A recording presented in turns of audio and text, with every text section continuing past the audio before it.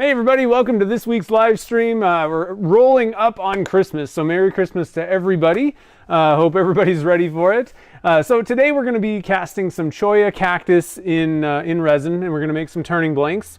We're going to do two batches. Let's see here, I'm going to switch to the overhead. For anybody that doesn't know what choya is, it's spelled C-H-O-L-L-A. Choya. Put that in the comments there. And so it's a cactus plant. These are what they call like the skeletons. They're dried out, and I think there's usually like when the plant is actually growing, there's stuff in between all these little holes, but these are all cleaned out and dried up, and they're pretty cool. They make some really awesome looking blanks. I don't think I have any pens or blanks or anything like that. Let me look real quick. I've made a lot. I just don't think I have any on hand right now. So I can't give you guys a shot of the finished pieces or anything like that, but it should be pretty cool. So you can imagine, you know, you put some color on the back of that, turn it up, and you get these like really cool looking patterns. So we're gonna make a batch of pen blanks, and we're also gonna I'm excited to use, bought some new molds from Jake. These are the handle size molds. So I bought a couple of these guys from Jake. I also picked up, what else did I pick up? I have the really big stopper mold that fits in the 5-gallon pot. But I thought, you know, sometimes you only need like 6, you know, and it's kind of a pain to have to pull out the 5-gallon pot just to make a few stoppers. So I got a couple of these guys. Those had been on the list for a little while. and then Jake sent me a couple of extras with my order. So we'll probably be using these on the stream. So like another handle single blank. And then I don't exactly know what this size, anybody know what this size is for? What type of blank? I mean, it could be lots of things, but it could be like a handle, I guess. I don't know. Let me know if you guys know what that size is. It's like a 4-inch, 2-inch by 4-inch. I'm going blank here. I think I know there is like a specific type of blank. Yeah, 4 by 2. 2 by 4. Anyway, I got some cool stuff, so I'm excited. Like I said, we're going to do 2 different batches. We're going to do the pen blanks first. And this week, I thought what we'll do is we can have people do super chats if you want to get in on the handle blank colors.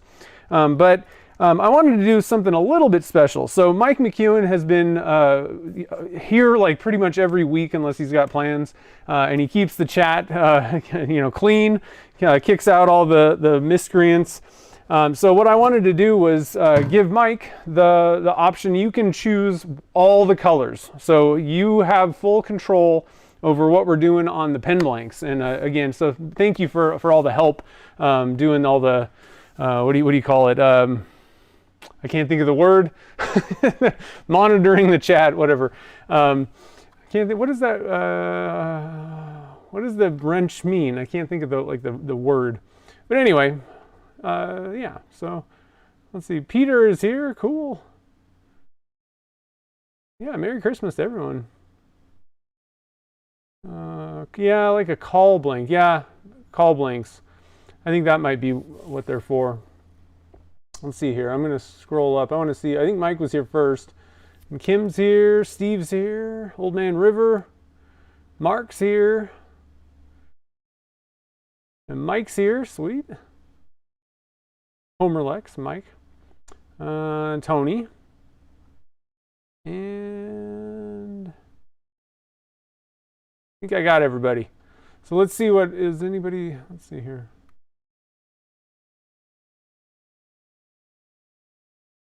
Oh, is there ad breaks right when I say something important? Yeah. You got a bucket of choya, yeah. And so for anybody that wants to pick some of this stuff up, I don't sell it. But if you look on eBay or, oh, there's something in there. I'm gonna have to clean that out.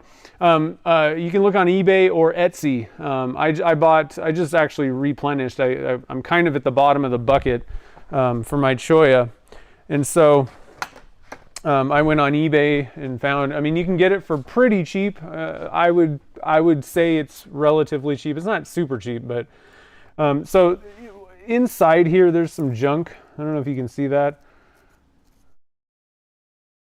You might want to, I would recommend cleaning out stuff if you can see it, if you notice there's like debris inside.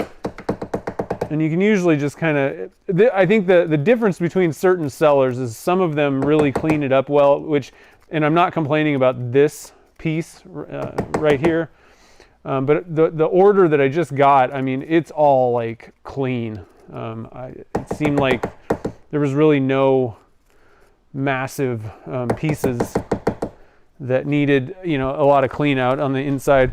Some of them, it's kind of hit or miss. I've had some where you're like, oh, it's dry, I guess.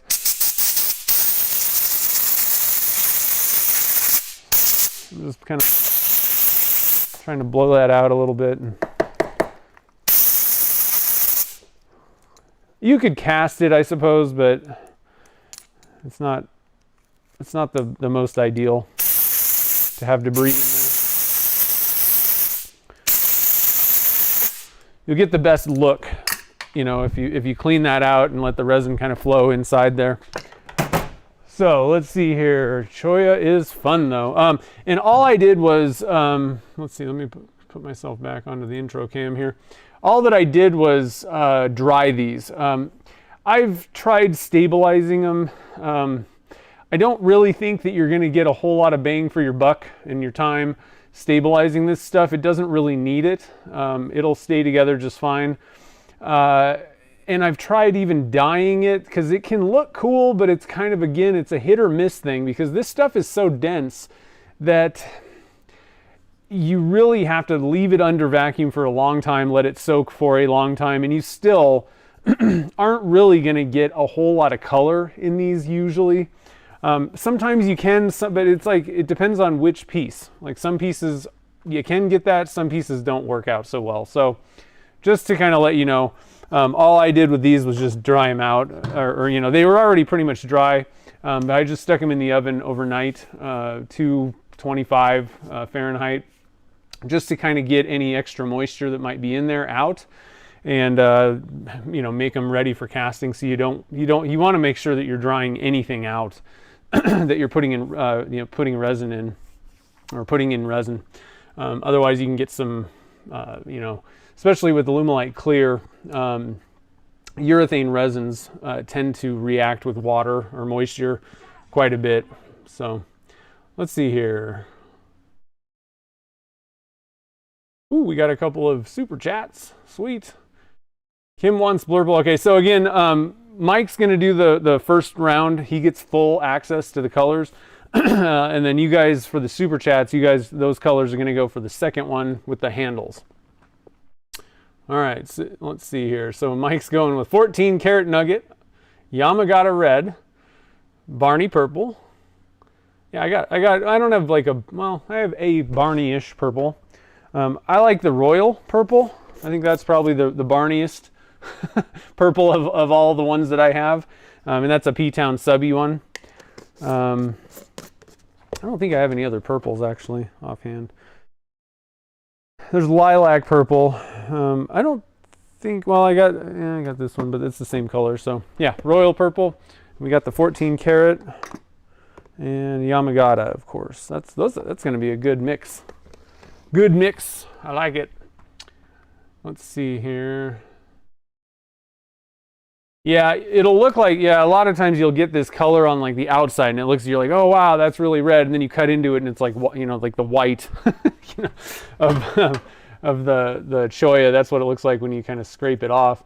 And so, I don't know, it's hit or miss is the way that I say it. Typically, I don't think it's really worth the time because they look great.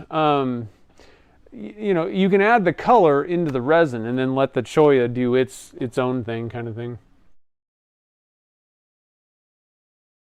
Let's see here.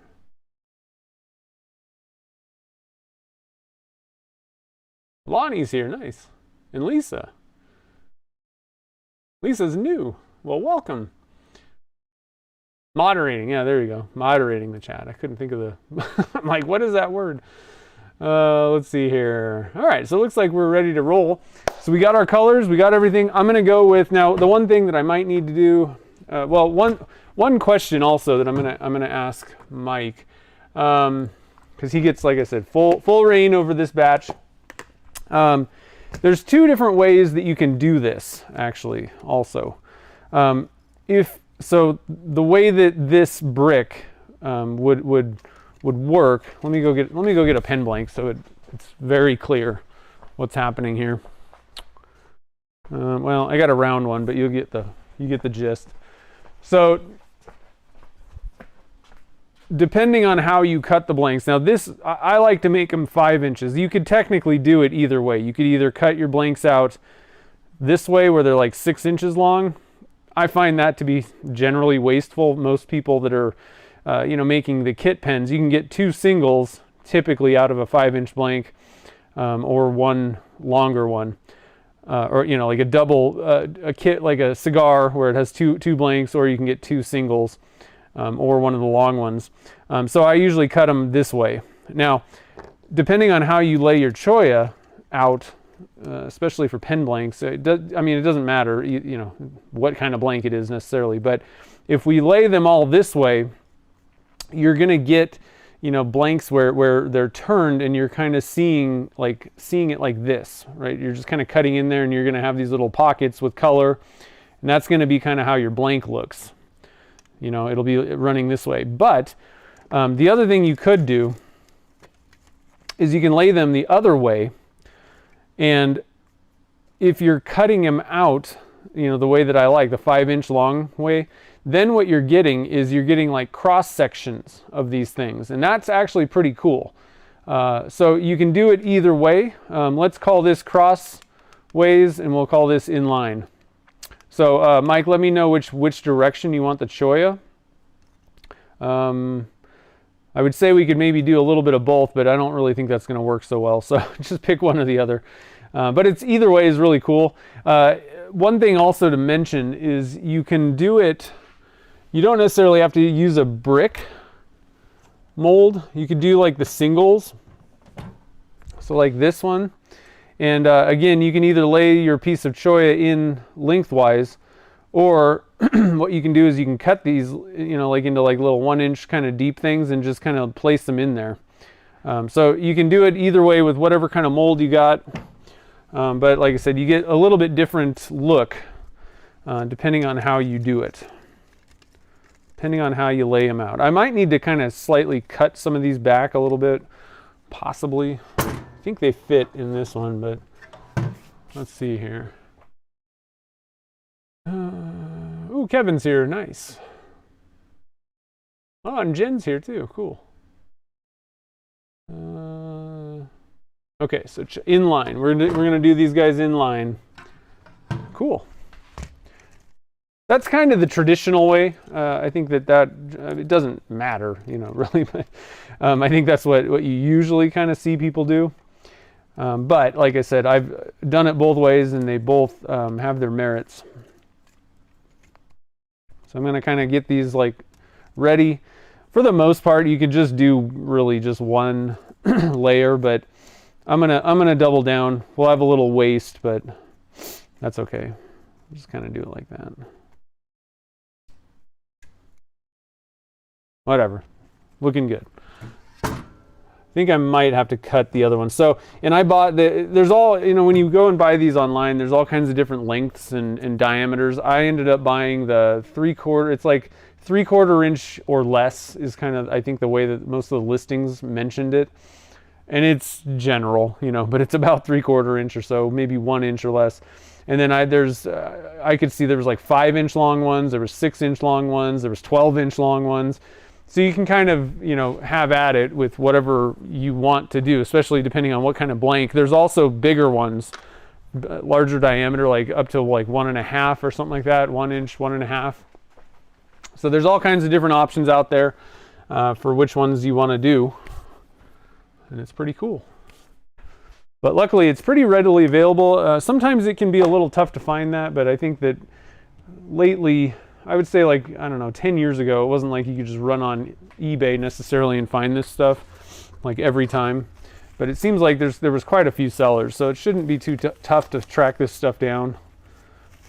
Type it in, like I said. I think that the two that I found was Etsy and eBay. The other, actually another one is like Facebook groups that sell stuff. You can probably find it on Facebook too. Hey, Brian's here. What's up? Yeah, Merry Christmas to everybody.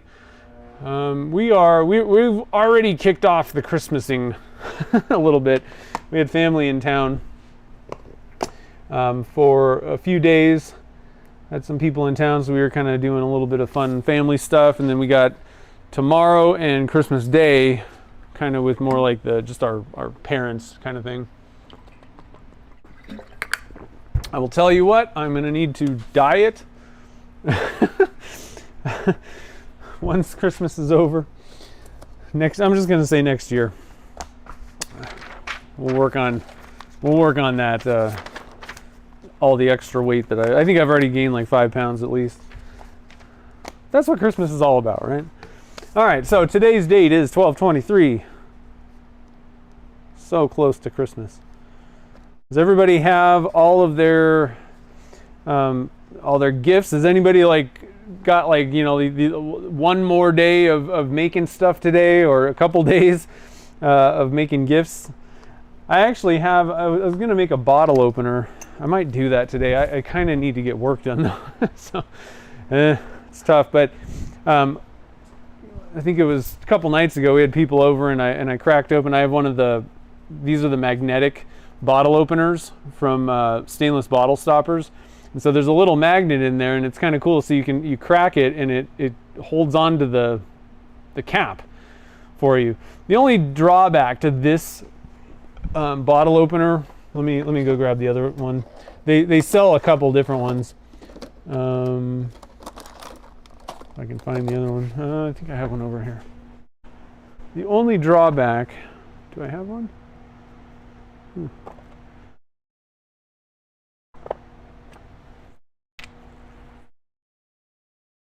There's one. So the only drawback to the magnetic one is you can't, like, you know, unless you make the handle flat, you know, you can't do much with this thing. It's just got to kind of roll around in your drawer. So that's the drawback, but it is a pretty nifty. People are like, whoa, how do you do that? It just has a magnet, you know. So the other alternative, at least from stainless bottle stoppers, they have one where you can stand it up if you want to kind of display it, or, you know, it's just a little bit more convenient, I find, to kind of keep this on the counter. This magnetic one is a little bit more of a drawer type thing, I feel, because it kind of wants to roll around. But anyway, so I might make one of those. I got to be honest though, I may just use this thing. It's not exactly the best bottle opener handle, I don't think, but I don't know. I wouldn't have to actually do anything then. We'll see how I feel about it, how much time I got. Okay, so we're doing choya today. And we're gonna go with number 1, pen blanks. And I'm using, and I got all these molds from Jake over at Northside Custom Crafts. I'm gonna drop a link. But he's got all kinds he makes really good molds. He's got all kinds. He's got the singles. He's got the 5 singles for pen blanks. I think these ones are fairly new, more recent additions. These actual single, like a call mold, I guess, or you could also make a bunch of ring blanks and stuff, or the handle. And then we're using the triple handle. That'll be the second pour. I really like these ones. I use I've got a bunch of HDPE molds that I've made, but these are pretty nice. They demold easy. You get 3 of them at a time in one shot kind of thing. So I was like, I really want to pick some of those up. And it was kind of the end of the year as well, so I was like, let's spend some more money. I really like these stopper molds that he makes. So he's got the 6. And then I have the one that goes in the 5-gallon pot that makes 14 stoppers at one time. But again, it only fits in the 5-gallon pot. These things are awesome. So he's got so many.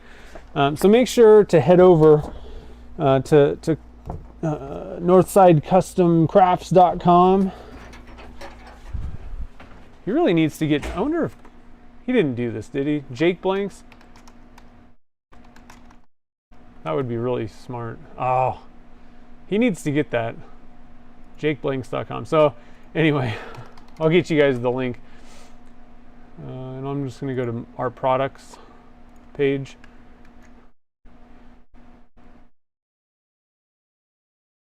There's a link. So big thank you to Jake for making some great products and also for hooking me up with some extras. All right. Banging things around. Okay. So we're doing pen blanks. We're using the Jake Blank brick. And we're using Alumilite Clear Slow. All right, so I'm thinking that mold, I'm just gonna mix up 600. That's gonna be more than plenty. I think you could probably do like 550 or so. That's like what my 5x6 molds hold, but I'm just gonna do 600. If we have extra, we can kind of finish up or get pretty close, finish up this Happy Fun Cup. And I think I'm just gonna split it into thirds. Just go kind of the simple route. So 200 of each, 200 grams of each, and we're going to go with Yamagata. We're going to go with 14 karat, and we're going to go with Royal Purple. And we're going to go with, yeah, so we're doing pen blanks. Okay, so we're going to go with, I'm just going to put a teaspoon of each color in.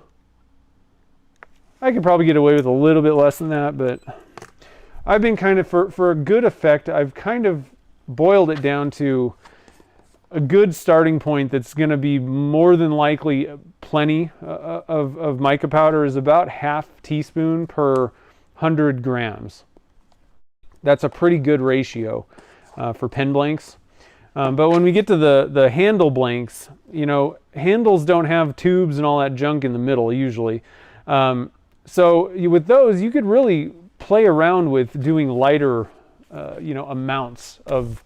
Oh, I already packed those up. Shoot, I was going to show you this month's subscription boxes are have choya blanks that I made, and I was going to show you guys, but I went with like low amounts of mica powder in those.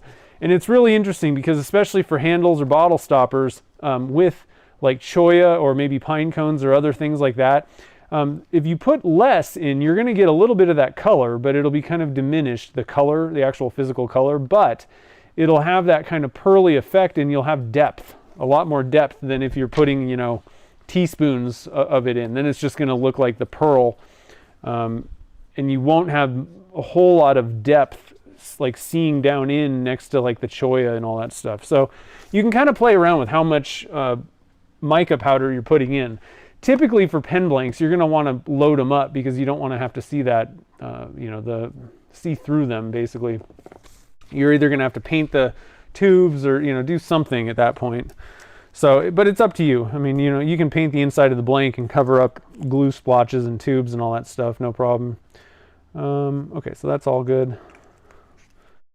We got everything done. Okay, so let's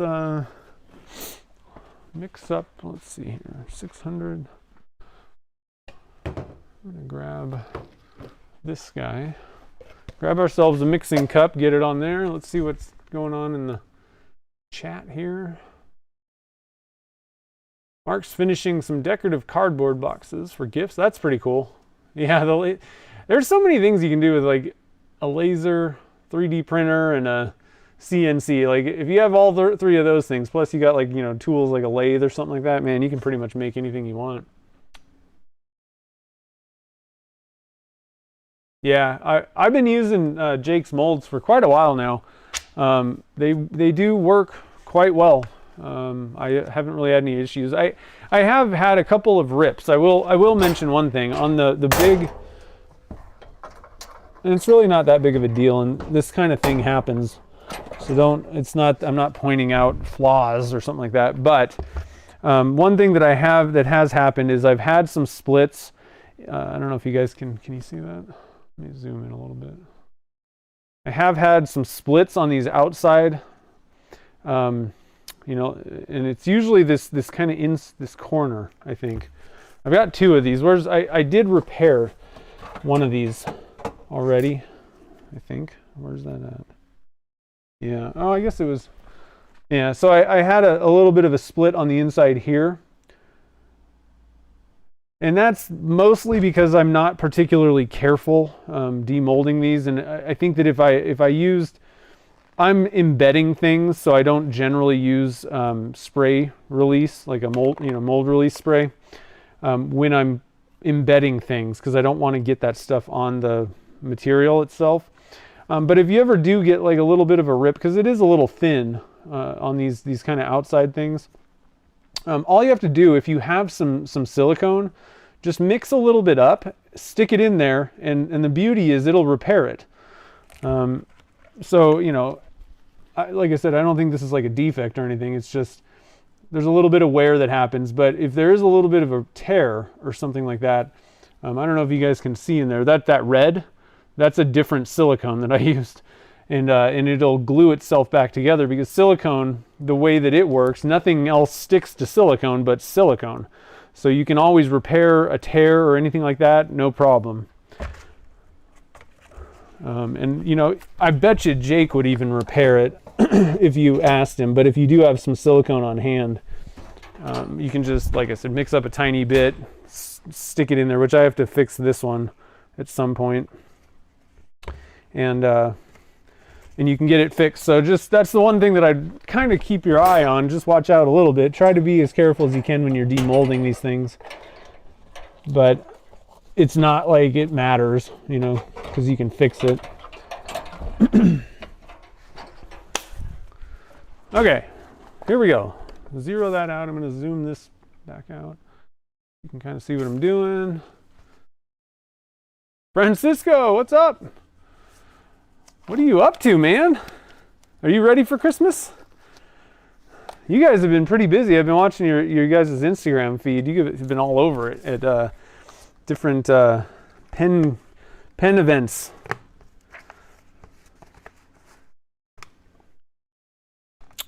Okay, so zeroed out. We're getting, and this is Alumilite Clear Slow.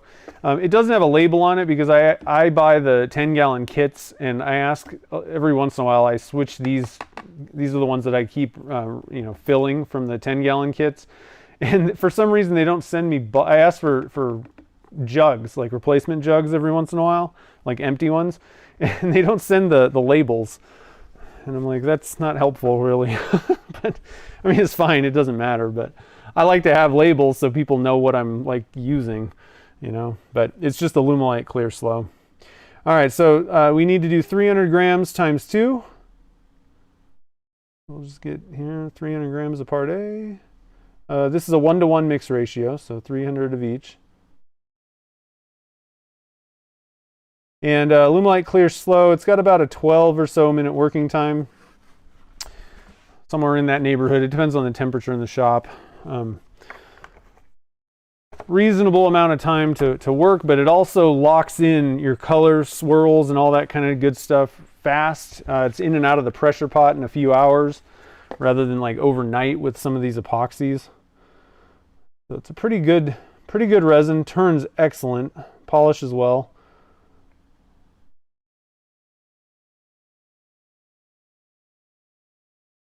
And I won't say it's like non-toxic or anything. It's a chemical, but out of a lot of the resins, it's kind of on the lower end of the smell generally doesn't really bother people. So it's a pretty good resin to work with usually. The one downside to it is urethane based, and moisture can be a problem with urethanes. But as long as you're drying your woods out and all that kind of good stuff, you should be good. Let's see here. CS Ranch, welcome.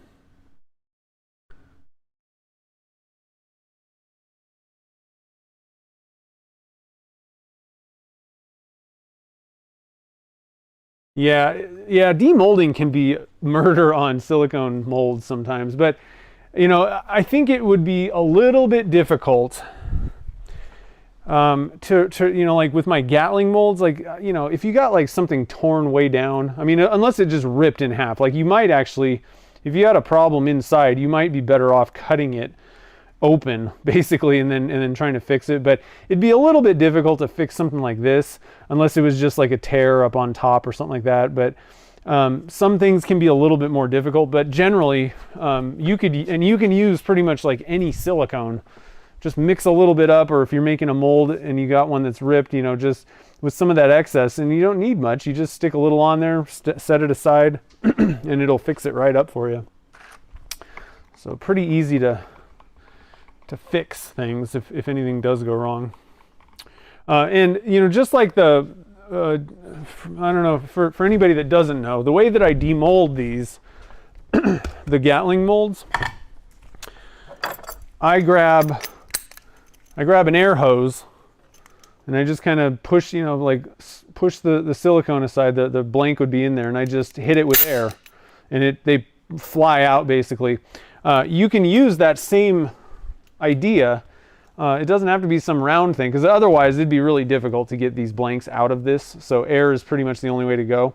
But even with the square ones, if you give it a little bit of a hit of air, that'll help kind of release everywhere around there, and that can kind of help you demold any shape, size blank that's in a silicone mold.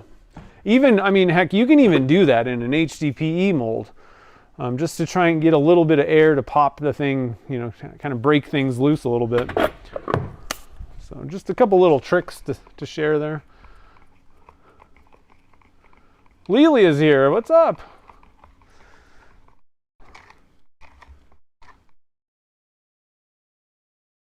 Man, we have been eating pretty good the last few days. I don't know about you guys. We had a ham dinner the other night. We had tacos. That's a big, Gretchen's side of the family. That's a big, like usually it's like a Christmas Eve type thing. A little tradition for them. And Gretchen makes like, and they're not, she like actually fries her own tortillas. So it's pretty awesome. Tacos, we had ham dinner kind of thing last night. And then we went out, so around here there's, I don't know if anybody knows Basque. If anybody knows what that is, it's like a region. I don't even know how to explain it. It's kind of like a cultural, I don't know, how do you explain that? It's like, I don't know, like it's like Mongolian or something, like it's a nationality kind of thing. Basque, it's like a culture kind of thing in the Spain, France area. So Basque people settled in this area, quite a few of them here in Nevada. And there was a Basque restaurant in Reno that we went to. That was awesome. And it's usually like family style, and they have like pretty interesting like dishes and things that you get with it. Pretty cool place. And cookies. Oh man, just eating some cookies. I make Gretchen, she makes the spritz cookies with the frosting on top, and then the ginger snaps. Oh my God. Every year I'm like, okay, 2 batches, that's going in my belly.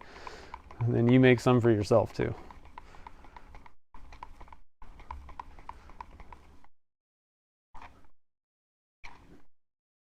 Me and food, we get along real well. All right, so we'll divvy these guys up. We need 200 grams in each one of these cups.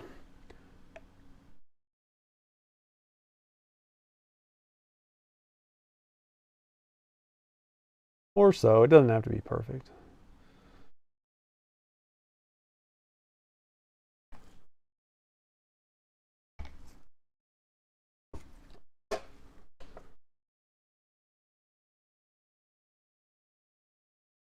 More important to be very specific with how much resin is like in each cup. If you're doing custom mixes, like mixing a bunch of dyes together with recipes and amounts, It's a little bit more important to have like kind of very specific exact measurements of both the dyes and how much resin is in there in some cases when you're doing that type of mixing up. But with mica powders, it's really not, there's nothing that's going to change. It doesn't matter how much resin's in there necessarily, within reason. It's going to kind of all look the same, so you don't have to be too crazy about being very accurate with all that stuff. So we got some Yamagata red.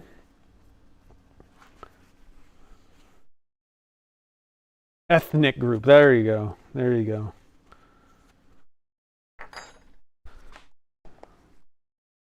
Ethnic group. I couldn't think of the word. It's kind of a culture too.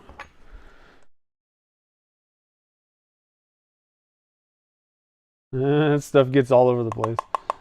I need to find a silver one. It's like the macro sparkle stuff. I don't know if Eye Candy sells like a silver one of those. Does anybody know if they have a silver one? That's like 14 karat. I know they have penny. I think penny copper is.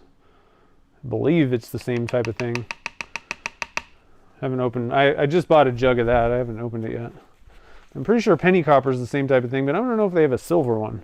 I need to get me a silver one because I think that would be a really good thing for the inlays that we did a couple weeks ago. I think that would be a pretty cool option. All right, so let's put our colors away. Get these things mixed up. So don't forget, guys, we got a couple super chats in. If you want to get in on the color picks, the next one is going to be all super chat chosen. So we got, let's see, Steve Hogg, you need to pick a color. I don't know if you might have put it somewhere else, but it wasn't in the actual super chat. So let me know what color you want. That's going to be on the next round for the handles.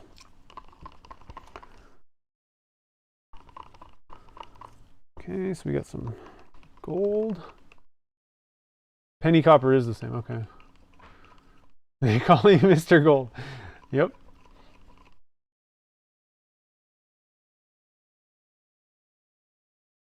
Yeah, taking apart, blowing air between the mixing cups. That's a good one, yeah.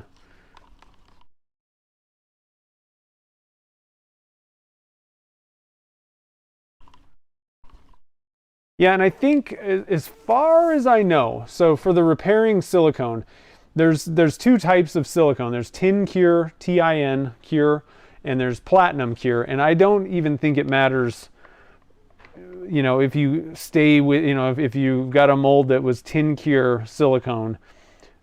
I think once it's cured, and even possibly even if it's not cured, you might be able to mix both of those together. Possibly, I don't know when you're pouring it. I wouldn't recommend it, but if you have a tin cure mold that was or platinum, whichever one that was had a rip or so, needed a repair, but it's it's fully cured, ready.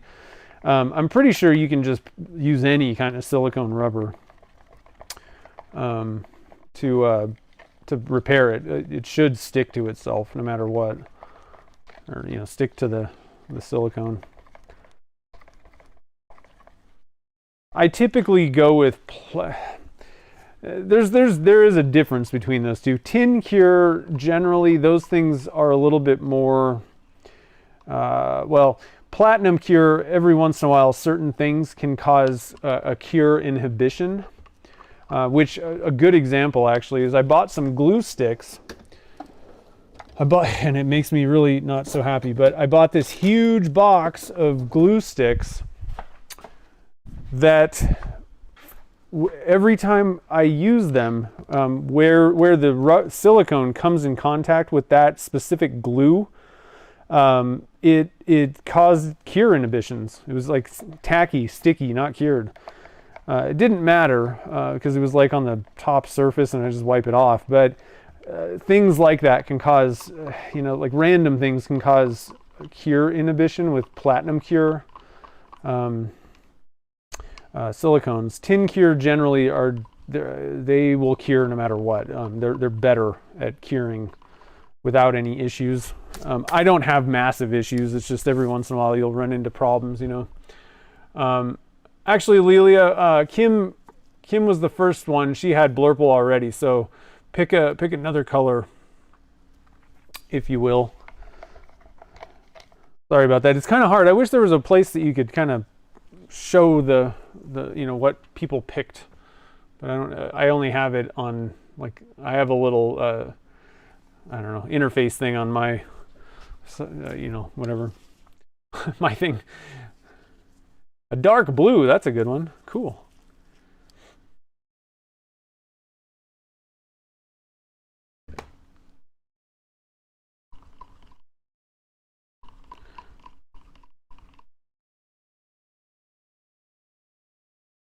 All right, so we're at 87 now. For anybody that's kind of new to all this, what I'm doing is I'm taking the temperature of these cups, and what we need to do to make sure, like if I poured these, if I just mixed it up, put the colors in, and then dumped them in the mold, it would all kind of bleed together. They would just, there's a lot of, it's a very thin viscosity, number one, and it can just bleed all together.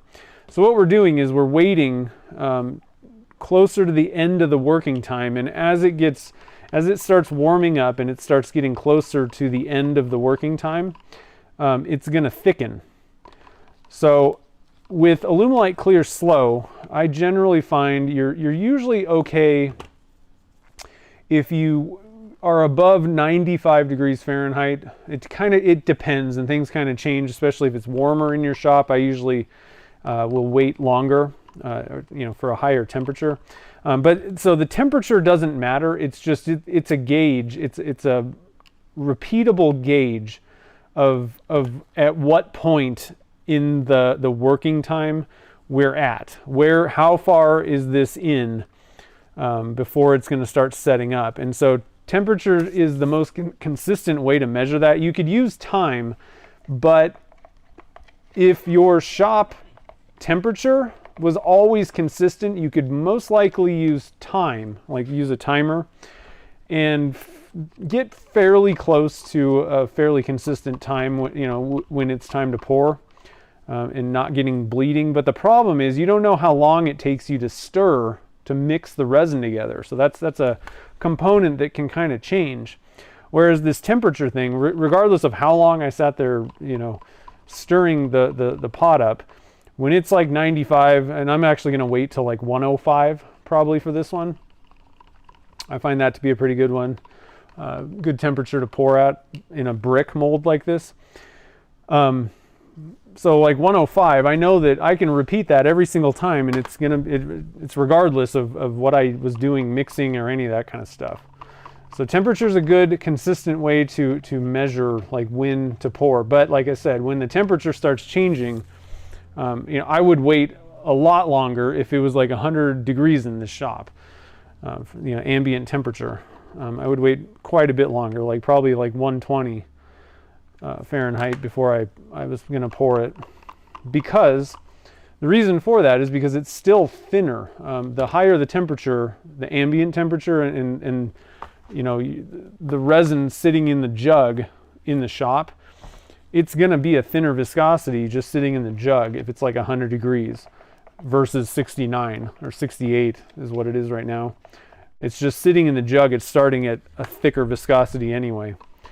So that's where, I don't know, hopefully that made sense. I'm usually a little bit lower when it's cooler in the shop, and it's going to go up.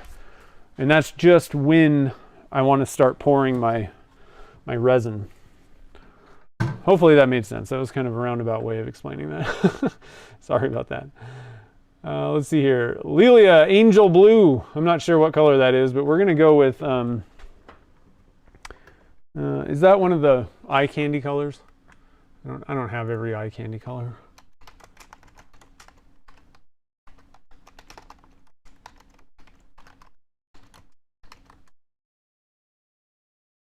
Yeah, okay, so yeah, that's like this Bahama Blue, I think.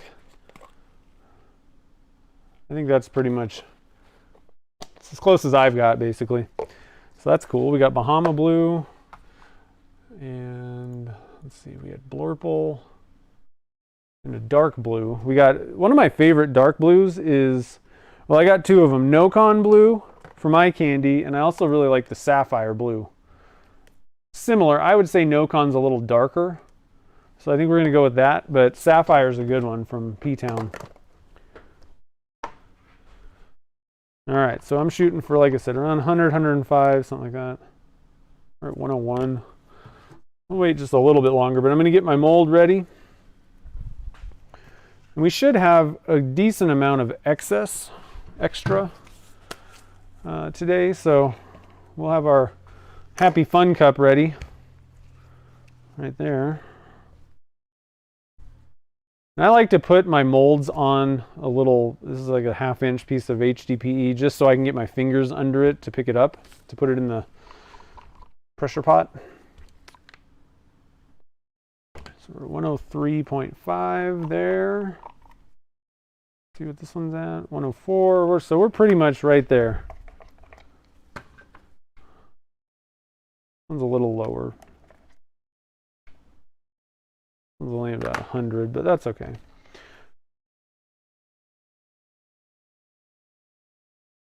All right, I think I'm ready to pour, guys. Let's do this.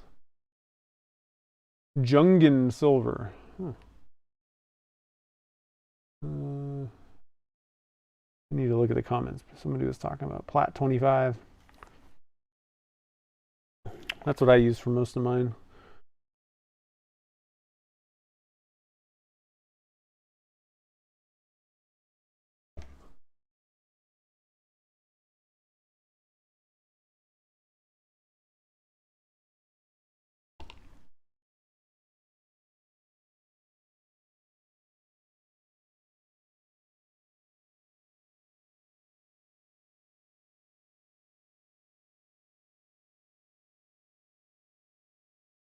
And I'm just kind of mixing it. I have there's no great plan here or anything. Just trying to kind of mix this up a little bit and get it spread out with the different colors.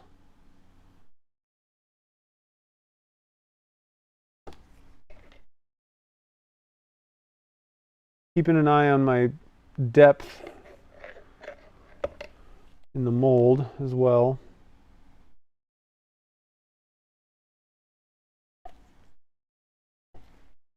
Probably about there. I'm just going to add a little bit more purple, a little bit more red maybe.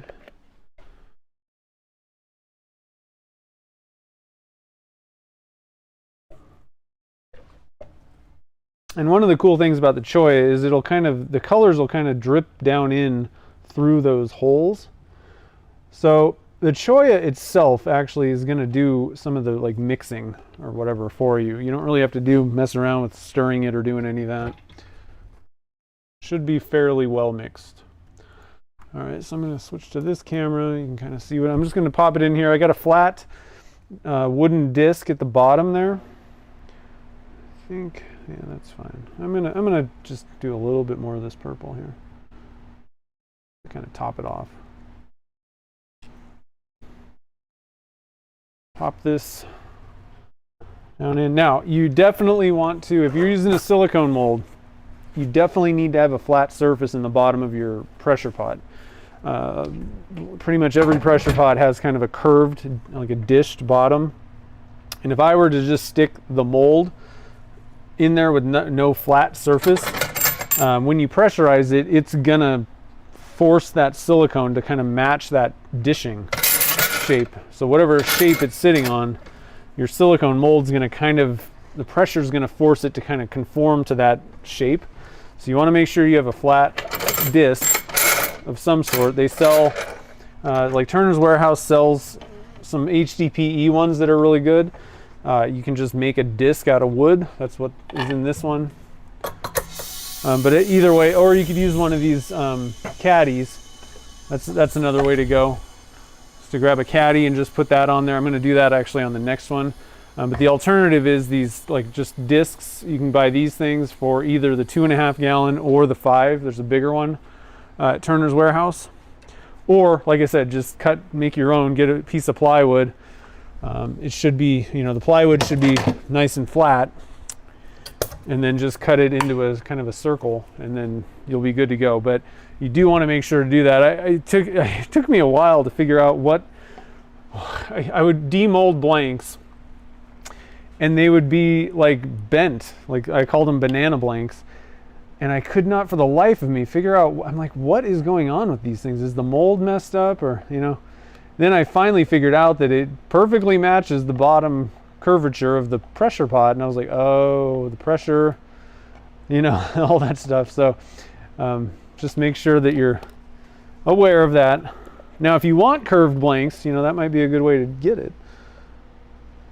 I don't know why you'd want curved blanks, but it could happen. You know, you might need them.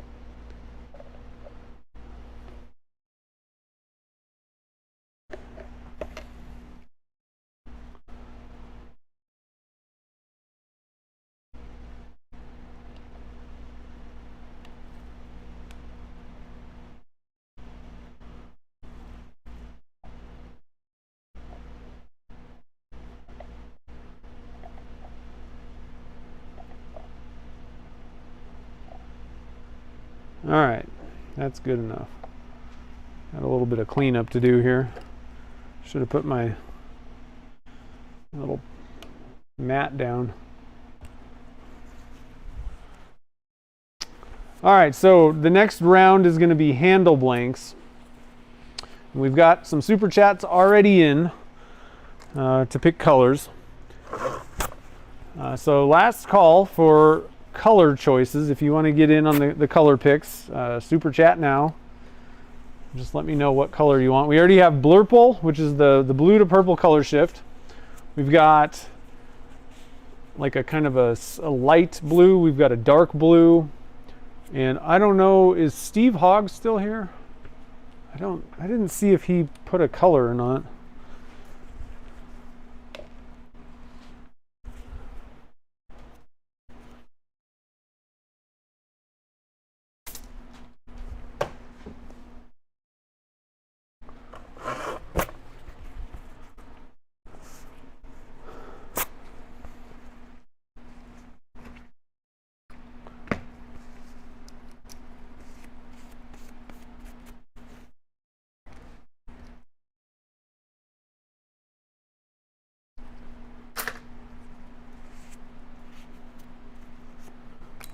Okay.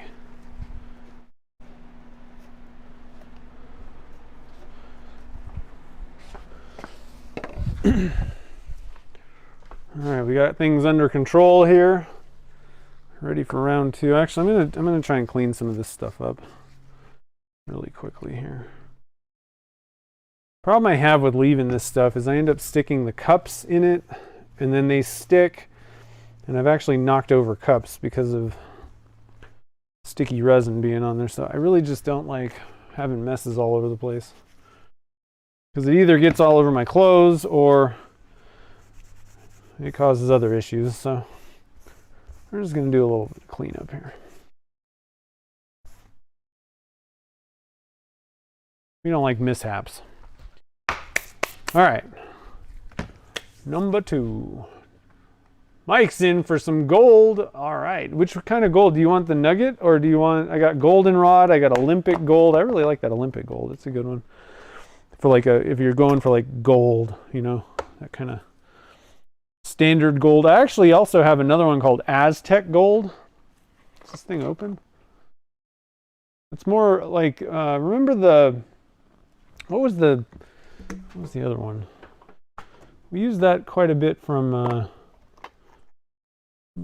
casters, like the antique gold. That's basically the same thing as this Aztec. So I just bought, I'd forgotten that Pearl-Ex also sells it. It's called Aztec gold. But I picked some of that up. So Olympic is more of your kind of traditional gold. Goldenrod is more like kind of like a yellow gold. And then, you know, we got the 14 karat nugget. Actually, I need to get some more of that. Do I have another one?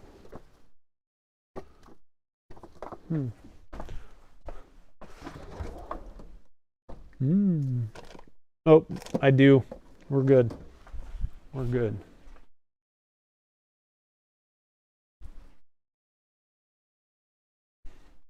let's go with, I haven't used the Aztec gold, so let's go with that. Let's see how that goes.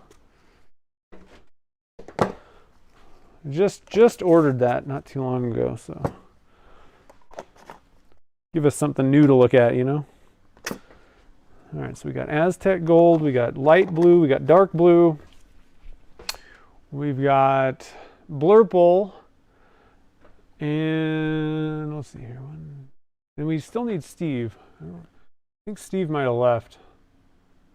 I'm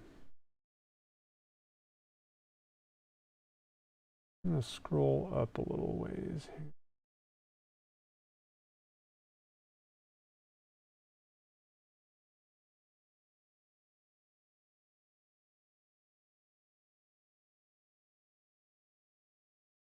Yeah, I don't think he left a color. Yeah, Jake's got carriers. Does he have a carrier? Well, does he have a carrier that fits in the 2.5 gallon? That's one thing I just don't know. I've never needed one, but I got the carriers for the 5 gallon pots for these 5 gallon type of molds. And so that makes everything good to go. You got pretty good support for most of those things, and it'll fit as long as you have a 5 gallon pot. This same thing will work fine for the smaller molds, but that's not going to fit in a 2.5 gallon pot. So I'm not sure if he carries a smaller carrier. All right, so let's see, 1, 2, 3, 4, 5, 3. We got blurple. And okay, yeah, that's what I thought. You should start making the 2.5 gallon ones. Why not? I'll have to let him know. All right, so number 2 is going to be, so just to let everybody know what we're doing, we're making a triple handle. We're using one of the Jake Blank molds. This is one of my new ones. That mold is hot. Whew. I got some junk down in there that I want to, that's really hot. Ouch. I want to blow out real quick. Some choya dust or something down in the bottom. So we got that cleaned out. Now before we start doing anything, I want to make sure, I think I'm going to have to trim some of this choya back a little bit. Because I think it was just a bit too long. See, and I don't really want these things popping out like that. So that one fits. And I don't really want these even pushing, because the only issue with silicone molds is, you know, if you like jam it full of stuff, then your blanks are like not square. So I really don't like doing that. Yeah, I think I'm gonna have to trim like most of these things. That one fits. So what I'm gonna do is put like about 3 pieces.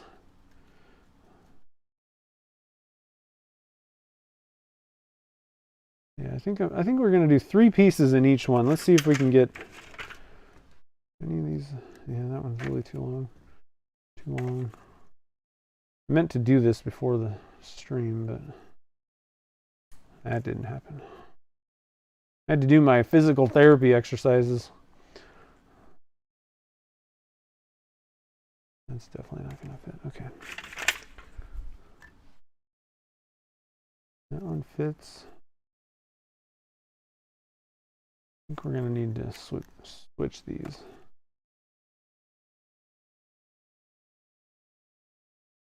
Oh, come on.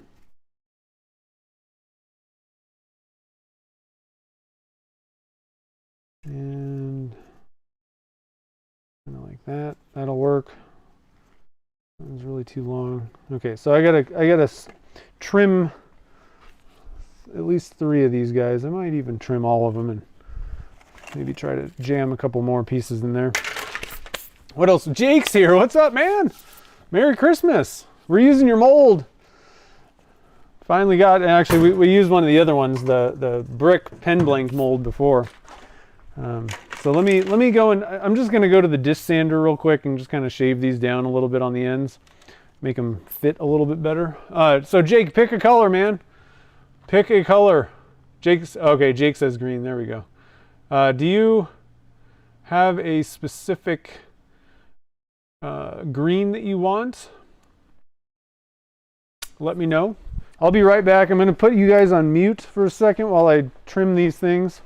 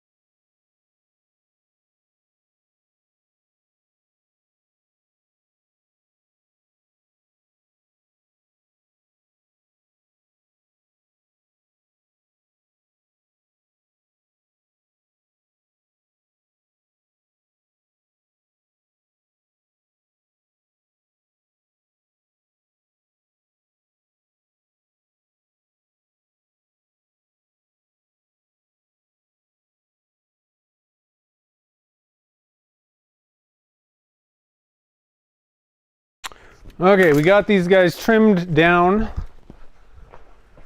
So they should fit better now. Let's see here. Let's see what's happening. What did I miss? I think I'm gonna try and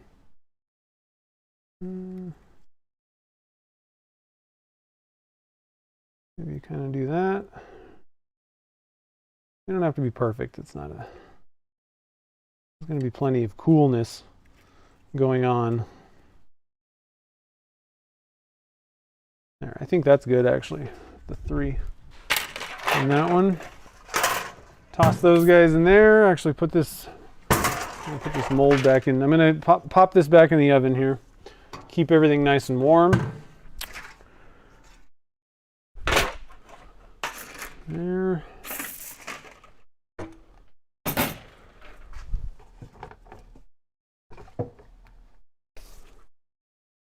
Okay, so let's get rolling here. Did we miss nebula? I don't know. Is nebula green a thing? I don't have all the eye candy colors. They have way too many. But I can look up and see. I'm sure I have something similar. So let's see. Nebula green. Is that right? Light green. Subtle gold hues. Okay.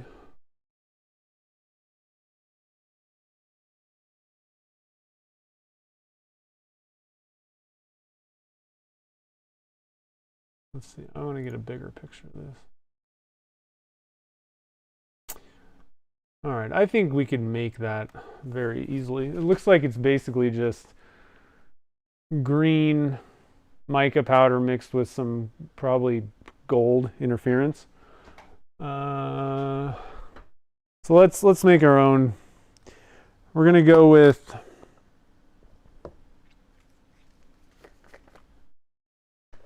possibly chartreuse. I think something lighter though. No, a Sagiro. Let's see here. Yeah, okay, so I think we're gonna go with chartreuse. gonna make our own. I don't know if this is gonna work. I'm gonna go with some chartreuse and we're gonna put some interference gold in there with it. I don't know. I've never actually done that before, so that'll be new. So we got that kind of green mix. We got Nocon blue. We got Bahama blue, Blurple, Aztec. Am I missing one? We still need Steve Hogg. I don't know. I don't think he's here anymore in the chat. So I think what we're gonna do. So actually, scrolling up, Mark asked, do I ever have issues with choya floating? Yes, it could. Just like anything could float. Usually it's not a problem. It's not like it happens all the time or something like that, but it could happen. Let's see here. Oh, and Francisco said, what about a bright white with sparkles? That's a good idea. It's not a bad idea to throw in like a kind of like a white or a black or something like that where it kind of breaks up the colors a little bit more. So I think what we'll do is, since I'm not seeing what Steve Hogg, so just to let you know, Francisco, to pick colors you super chat. That's usually the way to go, but you didn't know. It's the first time. So, and since we need a color, let's toss in a little bit of white with some sparkle. How did you explain it? Let's see. Bright white with sparkles.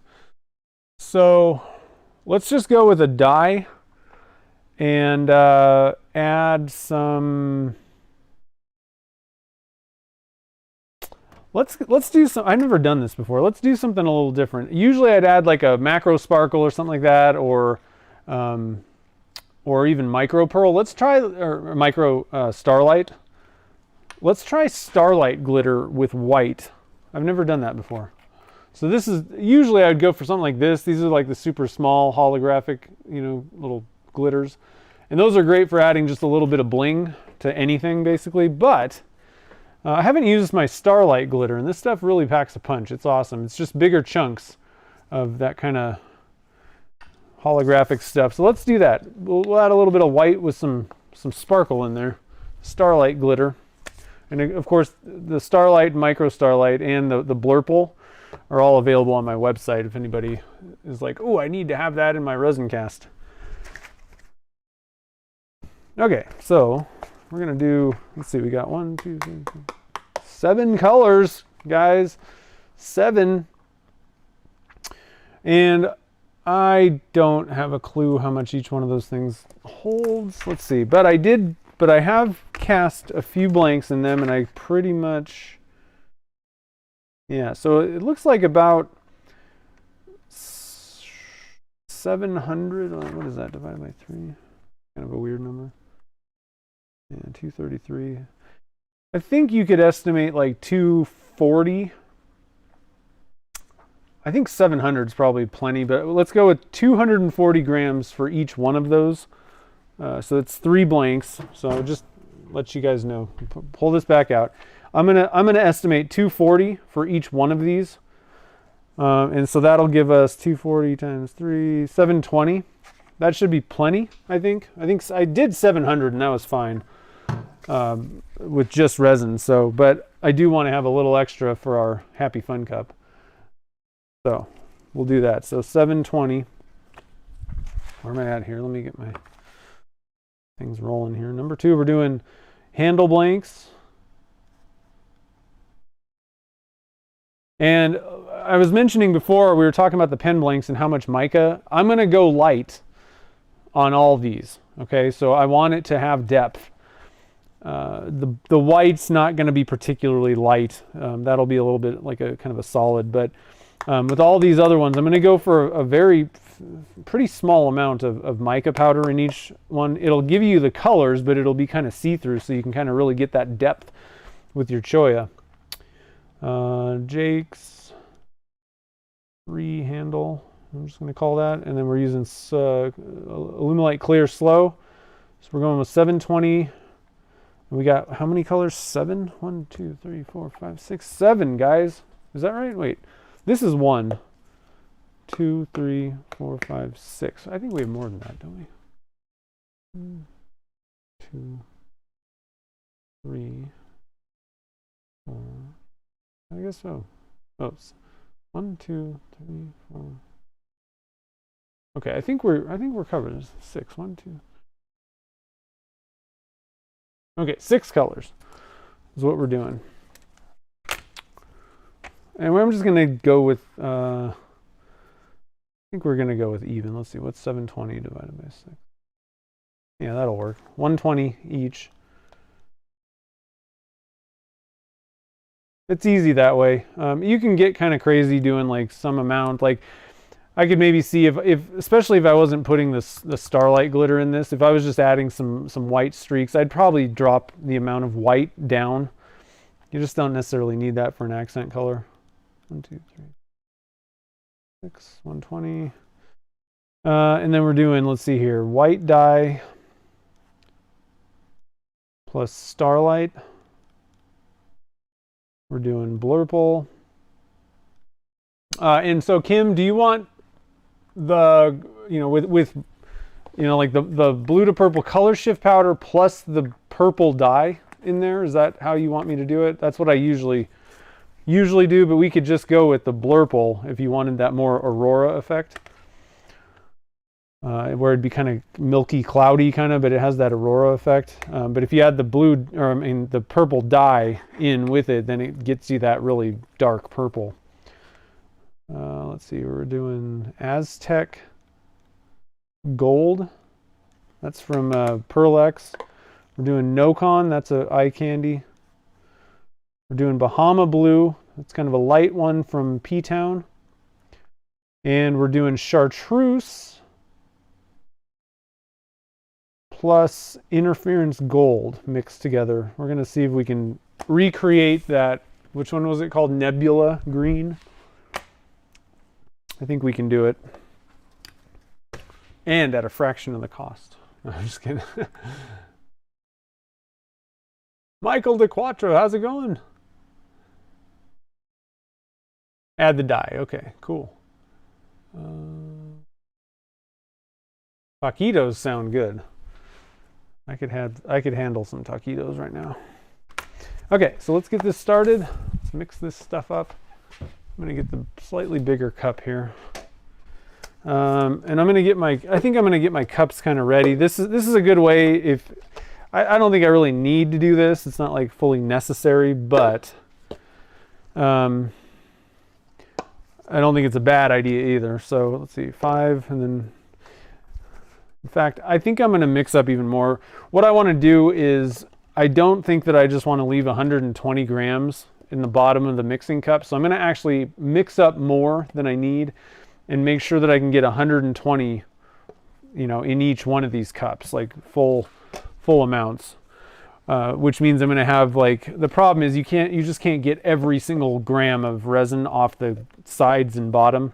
So I increase the amount. This is just gonna be a mixing cup, and then I'm gonna dump them all into these smaller cups. The thing about that is, what I don't want is to have a really wide cup with a very small amount of resin compared to 120 grams in one of these with the kind of skinnier base. These are gonna heat up faster than this because it's spread out further.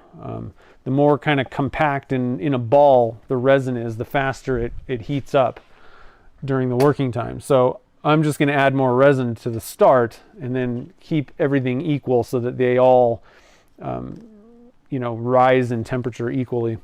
But what I was going to say is we're going to put the powders in ahead of time just to kind of save a step. So I'm just going to go with an 1/8 teaspoon, 1/8 of each color. We don't need a lot to get the color. But it is going to be a little bit see-through. Now that works great on a handle blank where there's no tubes.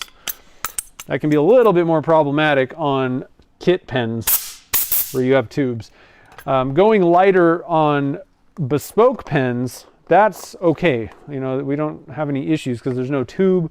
Sometimes that can be kind of nice to have it be, somewhat see-through. But I usually kind of steer away from transparent kind of area, transparent blanks for your standard, kit pens. because I'm not a big fan of painting tubes and all that. I usually do go with like a painted, I go with the powder coated tubes usually, just to make sure there's no areas that might be a little bit see-through. But I don't really like having to paint the inside of the blank. It's just such a pain. I usually stay away from that. Got a little bit of no-con blue. And you can, adapt you can mix and match. You can put different colors of micas together in the same cup. You can add some dye with the mica. You can have all kinds of fun with it. We're just going to go straight up, I think, on this one, but you can always mix and match, and especially if you need to kind of adjust colors, you can kind of lighten them, darken them, or come up with completely new ones, put yellow and blue together and get green, or whatever. Yellow and red, get orange. 1, 2, 3, 4, 5. I need another cup. And I think what I'm going to do here, we're going to go with an 1/8 teaspoon of the chartreuse.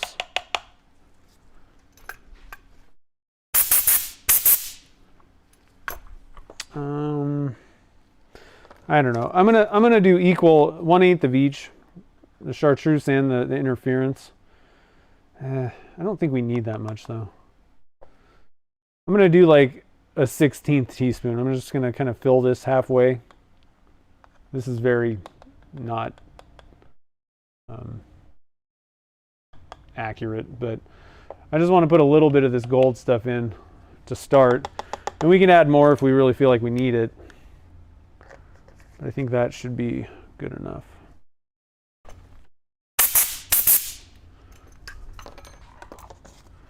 I'm going to leave these out. I might have to kind of adjust this to get the look that we want. But we're done with all the other ones. So now the nice thing is we can just dump resin on top of these and kind of, zoom at it, go. I need one more cup. And I'm going to add the dye and all that stuff in this cup after I pour the resin in. I usually steer clear of dumping dyes in the bottom, just because it can kind of get trapped in these, if the cup's not dead flat and all that stuff. I'd rather dump it into the resin first. It doesn't matter that much, but personal preference.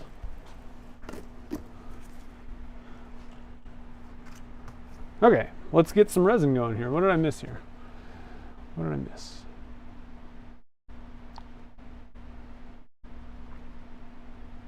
Hi, Paul's there. Anchorage, nice.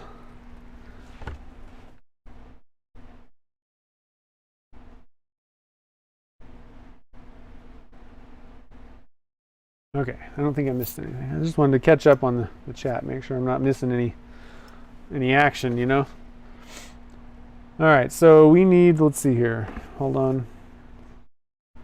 360 times 2.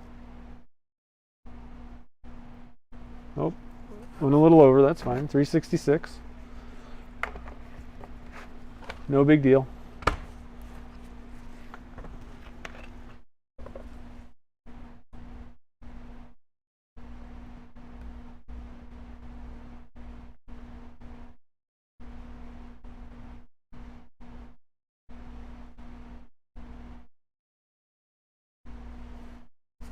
Okay.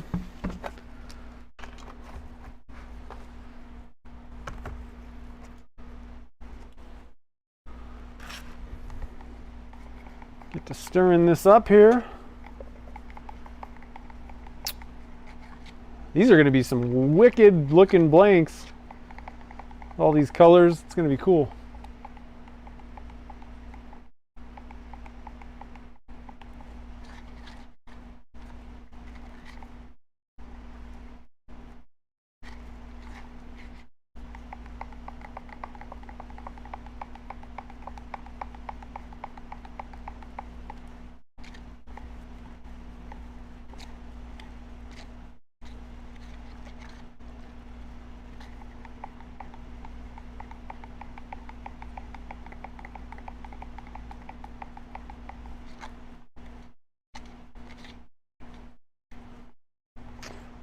So I'm scraping the edges, the bottom of the cup real well. You want to make sure you get all the part A's and part B's mixed up nice and good. That way you don't have any curing issues or weirdness going on with your blanks. So that looks good. Zero that out. So we're doing 120 grams in each cup. I'm going to start with this white one. Get that done first. And again, it doesn't have to be like exactly 120 in each one of these. Not a huge deal, but let's see here. So I'm going to put a gram of white dye.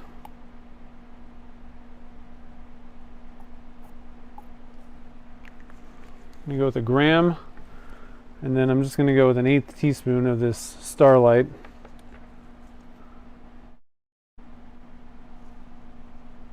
I'm interested to see how this looks. Okay,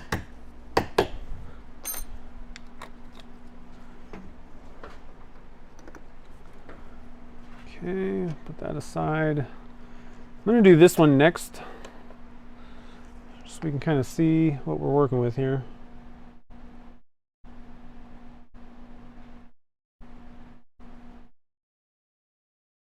Okay.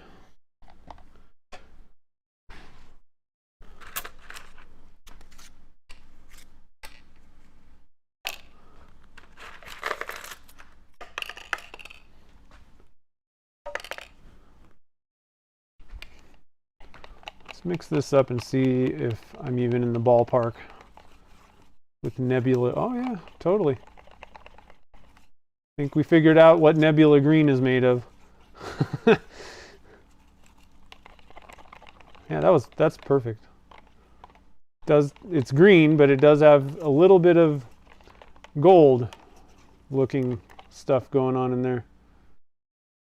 I think I'm gonna add 1 more teaspoon of the chartreuse. I just want to see how this looks because it's a little bit heavy on the gold side, and I want to go for a little bit more on the green side. I don't know if this is going to change a whole lot or how this is going to affect it, but we're just playing around, seeing what we can do. I don't think it's going to ruin the effect having a little bit of a gold aura, but I do think it's going to bring it a little bit more in line with like more green with just a little bit of this gold, depending on how the light hits it. So I think about a 2 to 1.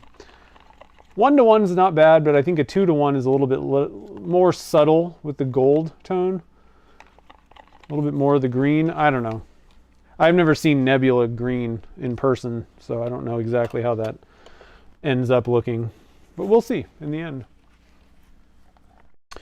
So 120 in here. Now this is the blurple, so blue to purple. That's how we got that name. And again, I sell this color shift powder on my website. You can get it other places too, but I found that there are not all blue to purple color shift powders are exactly the same. There are the same type out there, but I don't know that it's really going to be that much cheaper or anything like that unless you buy it in bulk. But the way that I like to do this, so the color shift powders, and same kind of goes with your interference powders, they're going to look kind of just milky. Well, again, there's different types of color shift powders. I like the ones personally that don't really have a lot of pigment. They don't really change. They're more like transparent mostly, just mixed in the cup like this. The way these work though is having a dark background is going to pop out your color, and depending on how the light's hitting it, it's either going to look blue or purple. Now I like to pop it out by just adding a drop of purple dye, and it doesn't take a lot, just like 1 little drop. It's going to completely convert this into something magical. That's how I like to explain it. Look at that. And you still get your kind of blue to purple color shift, but you're adding that kind of darker backdrop by adding that 1 drop of violet dye. And that's just the Lumelite violet dye, but it's one of my favorite colors like ever. It really just pops it out there. But you can go for that kind of aurora effect. That looks really cool in blanks as well without adding the purple. 20. or so. There we go.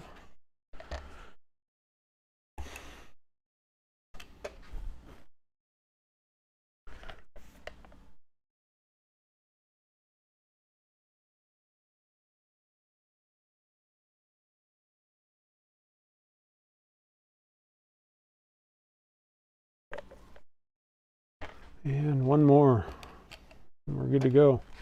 I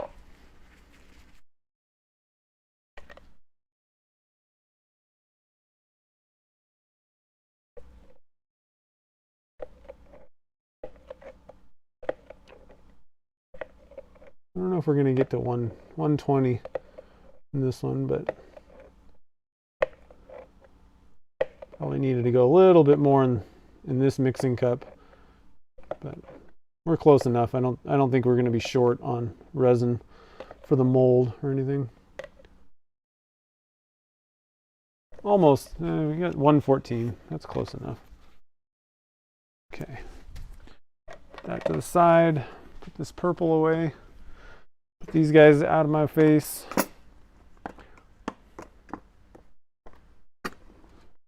All right, so first things first, we got that one done. Let's look and see what this white with starlight looks like. It might look a little bit kind of just dingy. I don't know. We'll have to kind of see how this goes. I actually think I might have done this before.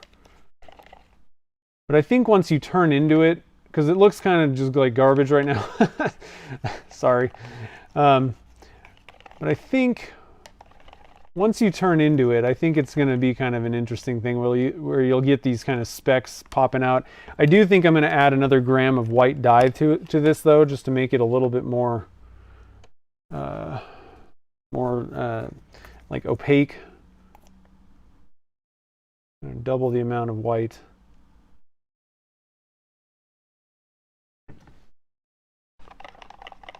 Hopefully that'll look pretty good. I don't know. We'll have to see how this goes. I'm not sure that I love this starlight with white thing.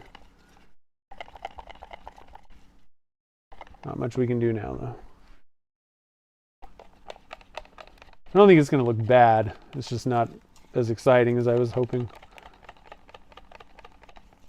Probably could have even used a little bit less of the mica powder. So again, depending on how much you put in the cup, it's going to kind of alter the way that it looks a little bit. I'm hopefully we get a little bit of depth. I think I probably would have had to put about half of how much I put in there to get even more like transparency. But you just never know in the end, you know. It takes a little bit of experimenting to kind of really nail down like the exact look that you're really going for.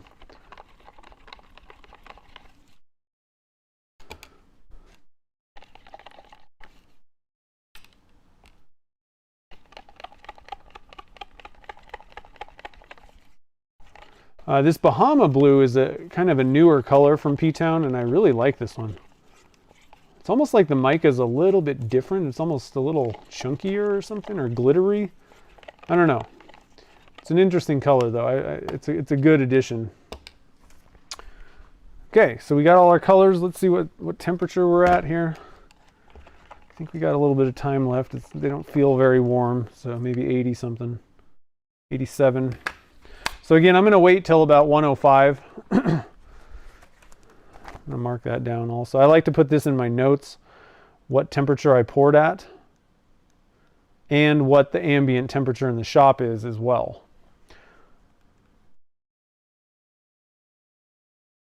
Because without that, you don't really know. It's kind of meaningless. You know, there's a significant difference in pouring at 105 when it's 68 degrees in my shop compared to if it was like 85 degrees in my shop. That would be two totally different things. And I'd be way higher with that temperature that I'm actually pouring at. Probably more like a 120 is probably where I'd be pouring it at if it was 85. So you just got to kind of watch that, kind of experiment a little bit. It's all, you know, depending on the effects you want. And even these temperatures also they're a little bit affected by the way that you pour, like the technique. Are you Are you dumping it from 5 feet up? You know, how big is your mold? How deep is the mold? Are you pouring on top of something else like we have choya? There's a lot of factors that kind of go into all this stuff, and you'll just kind of have to figure out by experimenting, you know, try different temperatures to find the one that really locks in, you know, the way that you want to do that. I don't know. Now I'm kind of going back. I think I kind of want more of that interference gold. Now that I'm looking at that, I'm going to put another 1/8. So we're going back to a 1-to-1 ratio. It kind of feels like it lost some of. There's a little bit more of that gold aura when it was at 1-to-1. You know, the chartreuse to the gold stuff. So we're going to put it back to 1-to-1. Kind of like that better.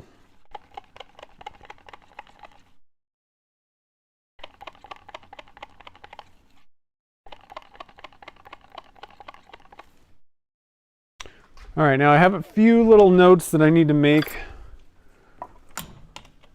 Luckily, I can always go back to this video if I forget something, but I'd rather just not have to do that. So I'm going to write it in my notes. How much of the Starlight we put in, and how much of this, the ratio. I didn't really write that down before. So we're doing chartreuse. We're doing 1/8 teaspoon of each. I put in a 1/4 teaspoon, but I would have rather stayed at just a 1-to-1 with the 1/8. So that's what I'm going to write down. I am going to write that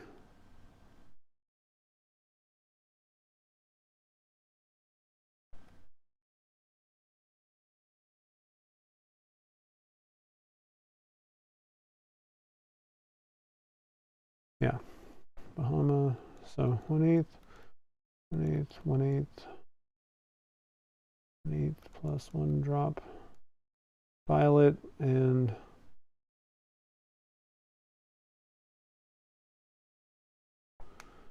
we did 2 grams of white dye. Okay, so we got all our notes on how to recreate this if we ever want to.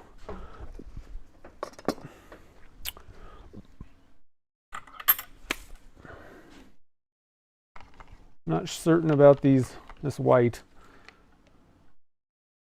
So we're at about 98 degrees. We're getting close here.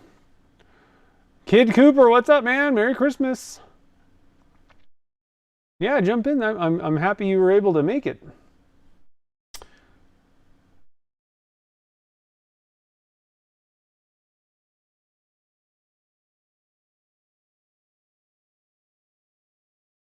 Let's see here. Miss anything? Oh, Kim wanted Starlight in the blurple too. Okay.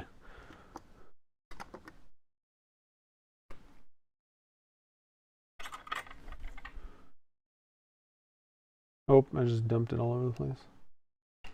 That's okay.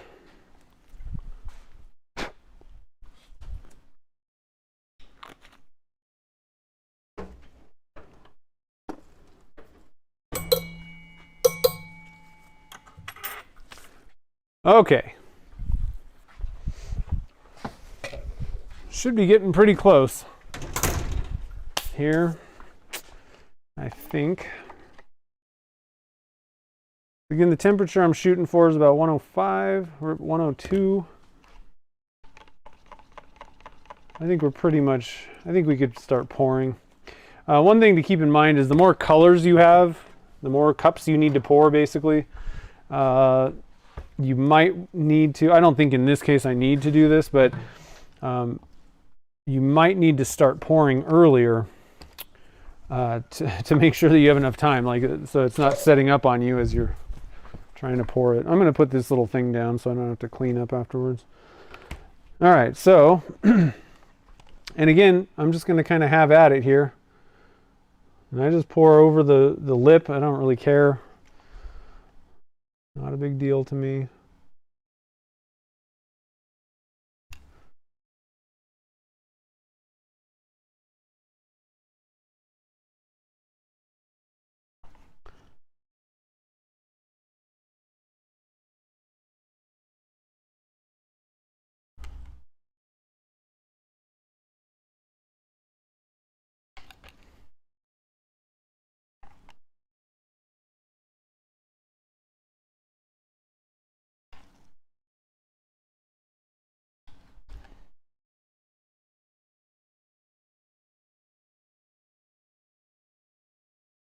These are going to be funky.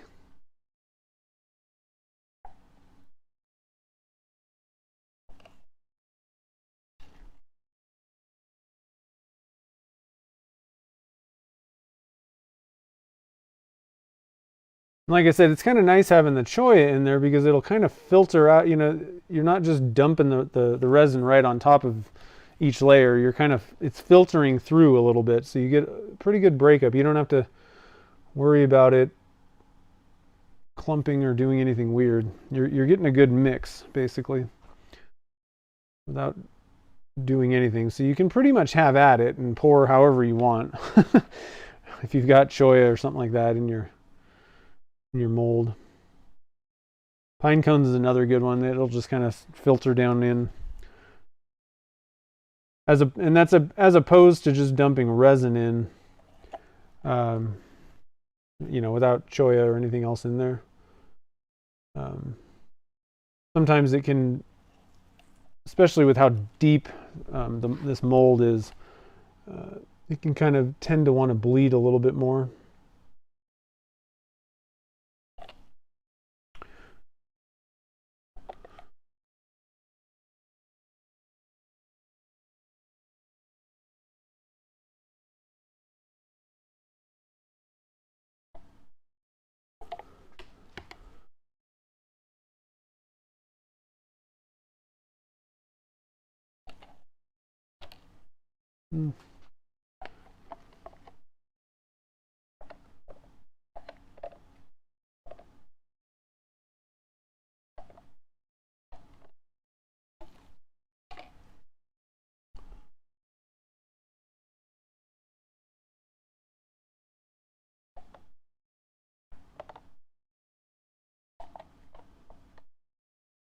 All right, getting there. I kind of filled this first one a little bit. A little nuts on that first one there, but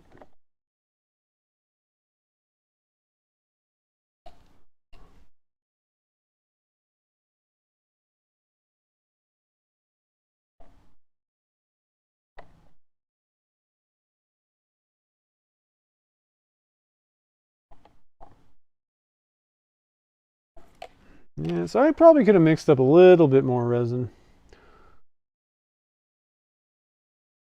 We're good, but just barely filling these guys.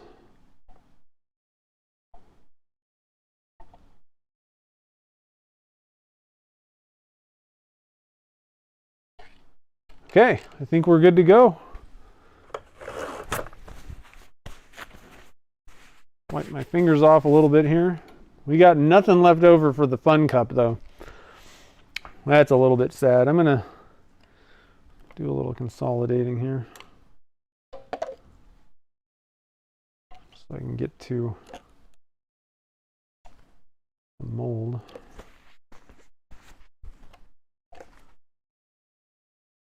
Okay, and then I'm gonna, like I said, toss it on the rack this time. And we shall be good. You guys can kind of see the rack there.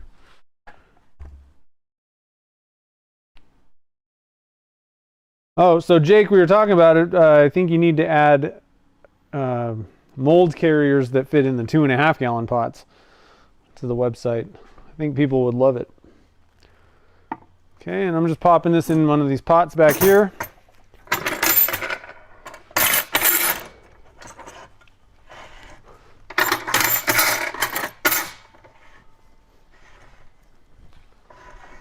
And these I'll keep in the pressure pots for probably 2 hours, 2 to 4, somewhere around there.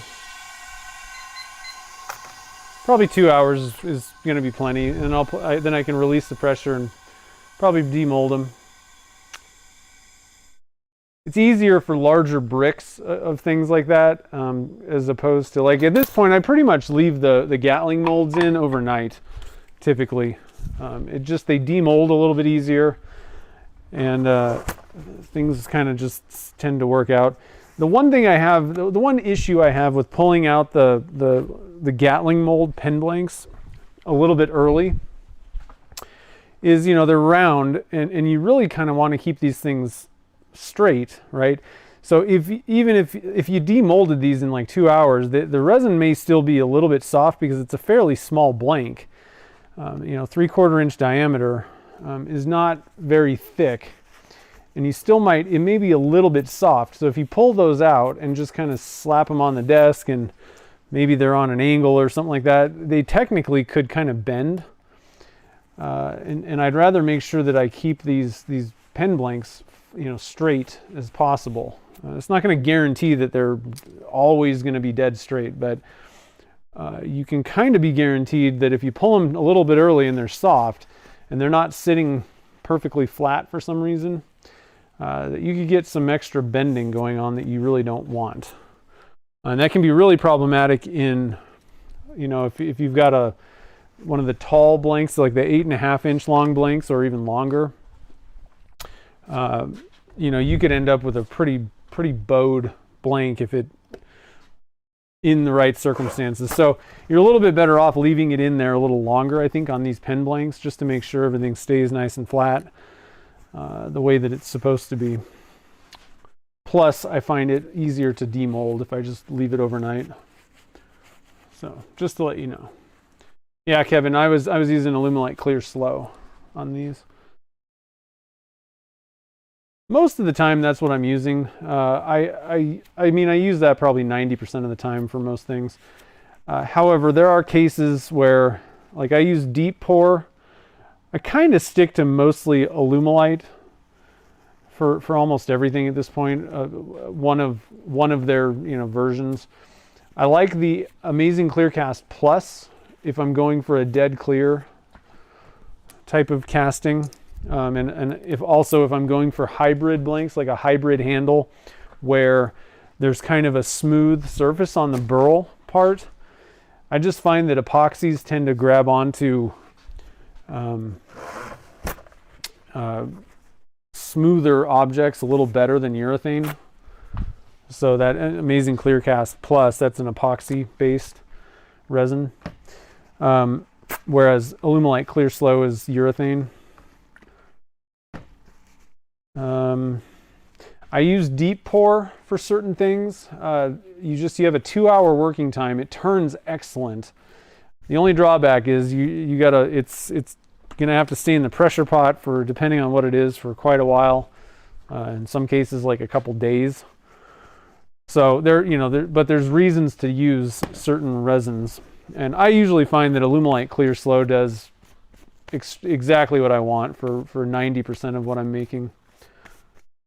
And I'm also very familiar with it too, so that kind of helps. All right, so I think we got everything cleaned up. Let's see, what else we got going on here. Switch to this view. That camera a little bit. And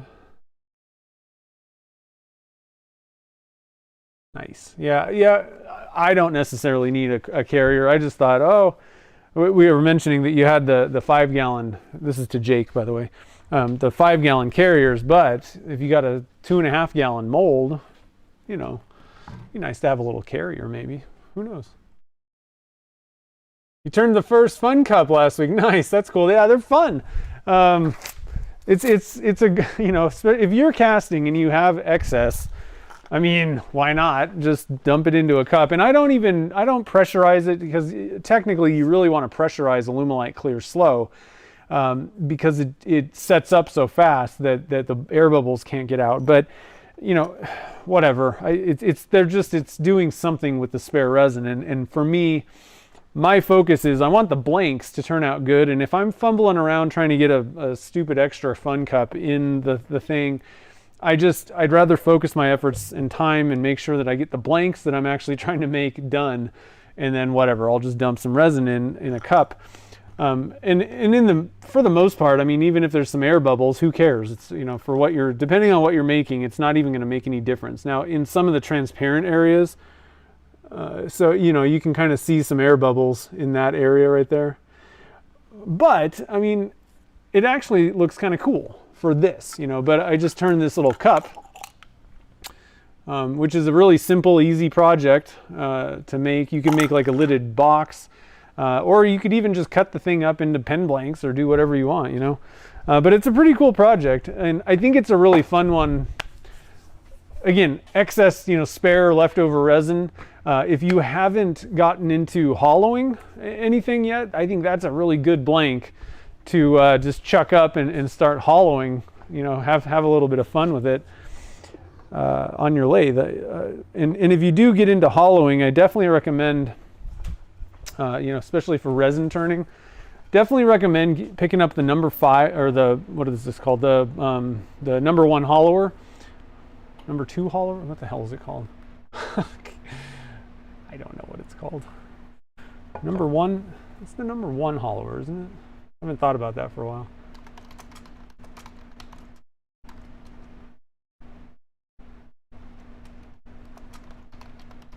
Number 1 or number 2 hollower? Number 1 hollower, I think. Yeah, mid-size easy hollower number 1. Definitely recommend picking this guy up. It's a really good tool to get in and do your kind of hollowing work by hand. But also, if you're doing resin, make sure to pick up the negative rate cutter for this. It is going to make hollowing just a joy. I always hated hollowing when I used the standard cutters before they came out with these negative ones. When I was doing resin, I would get catches, and it was kind of a white knuckle kind of ordeal, and I just stayed away from hollowing usually. But once they came out with the negative rate cutters on this guy, and the reason I mentioned the number 1 hollower, this tool, is because it's got a smaller cutter than your standard, you know, like a standard mid-size or mini cutter. So it's going to have the CI5 cutter. You can always tell on EasyWood tools, the CI5, that's the cutter size. This one's a CI3 on your standard, and so you can see it's quite a bit bigger.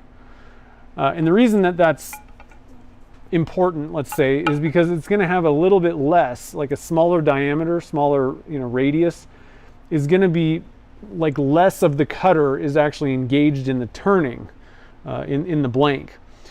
Which makes things go a little bit smoother. It almost doesn't make sense. It's almost counterintuitive to say, okay, put a little, you know, like cut less, you know, in a sense. Like I always use the biggest cutters, and that's good for hogging off material in some cases, but for a nice smooth turning, this is the way to go even for like large blanks. It's really fun hollowing. I think, like I said, if you haven't tried anything, if you haven't hollowed anything before, grab an excess resin cup or whatever, a cheap blank, grab a number 1 hollower with a negative rate cutter and just go to town. You'll have a blast. And the way that I actually did that cup on one of the live streams, so if you want to search around on my channel, actually I can maybe find it for you guys. Maybe. I'm gonna try and find that it was a live stream.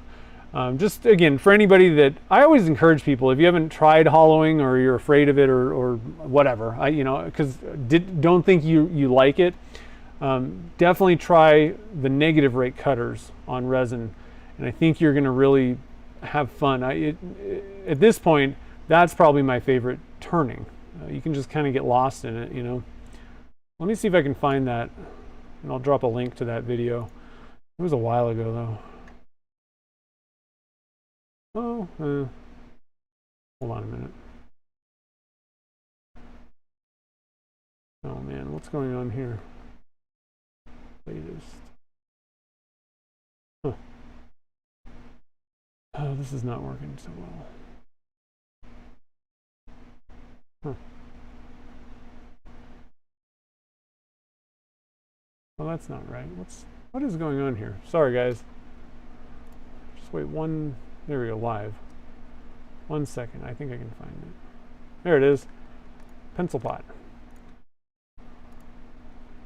Let me get a link. Oh, shush. Share. Okay, I got it. That took forever. Here we go.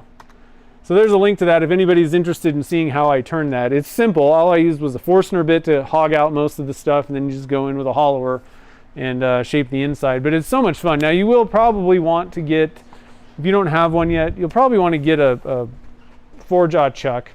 So that is something extra. You don't have to do that. If your lathe came with a faceplate, you could get away with that.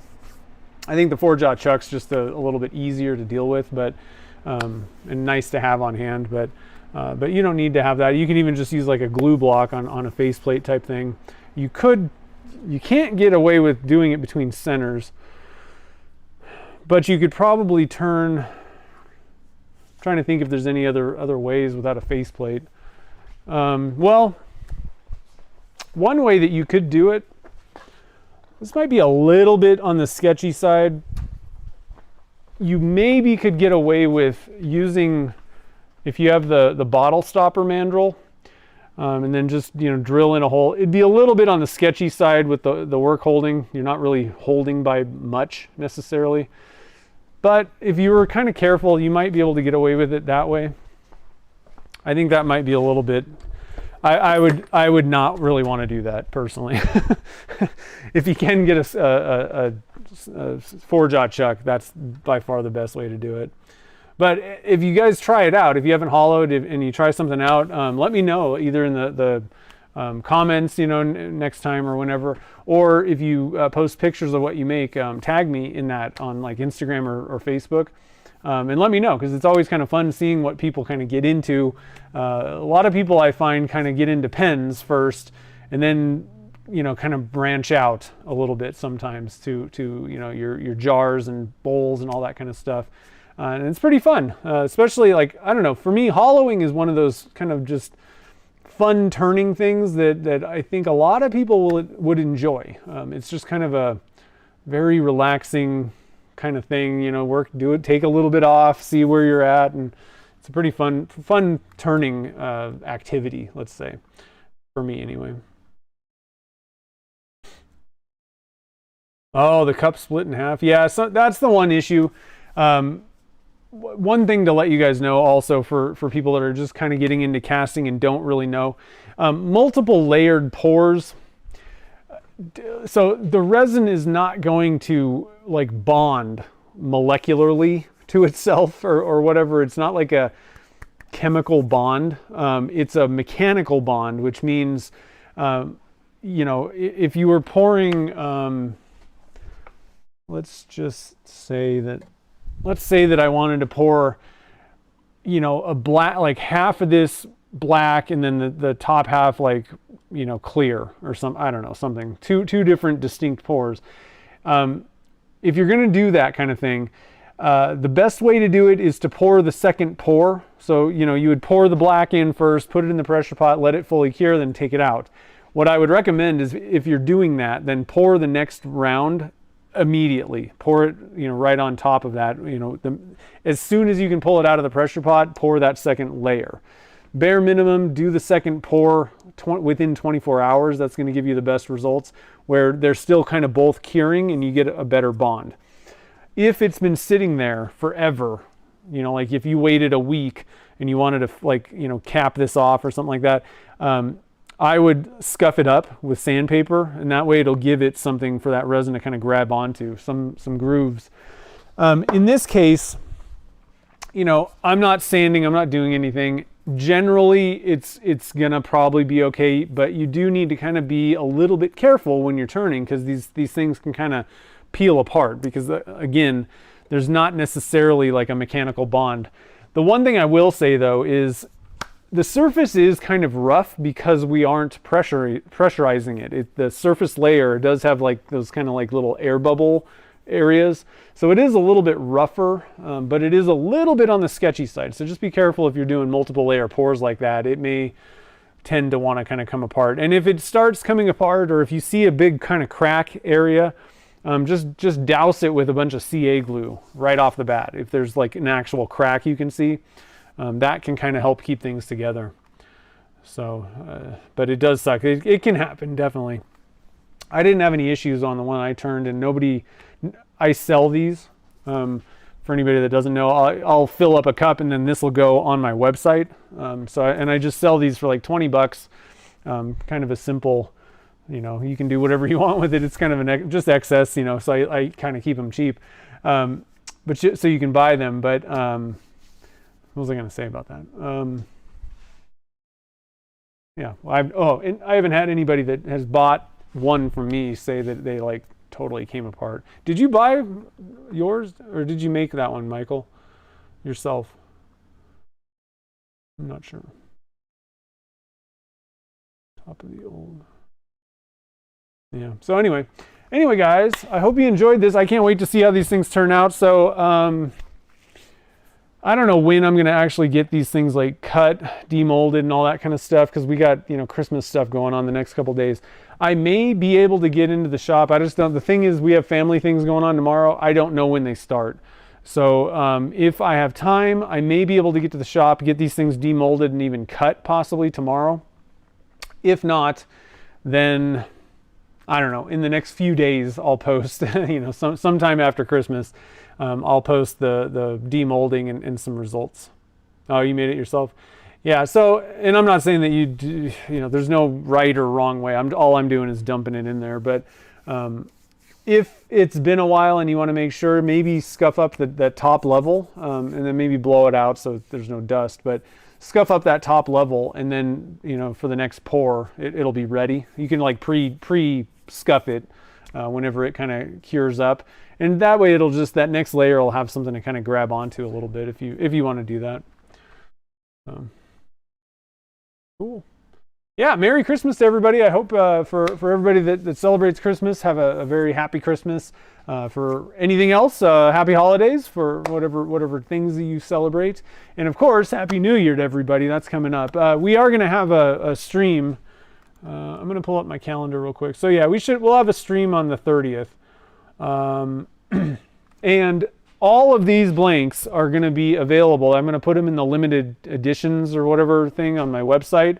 So all of these are going to be up for grabs if you want to, order any of them. So we'll have 3 of the handles, and then we'll have 5, 6 of the pen blank ones. So be looking for those guys. They'll be up on the website. Should be pretty fun though. So anyway, guys, I hope you have a great time celebrating, get some good food, hang out with family, friends, all that kind of stuff. If you're in a snowy area, hopefully it'll be a white Christmas. We're not getting snow. This has been kind of weird. Last year we had the most epic winter I've ever seen in my life up here in Tahoe. And I mean, just every day from like November, from like Thanksgiving until like March, it just snowed. So this year we're like, oh, we might get an inch or maybe up in the mountains, So it's a kind of a late one for us this year, but hopefully you'll get a little bit of a white Christmas, or if you don't like snow, hopefully it'll be nice and warm for you and dry.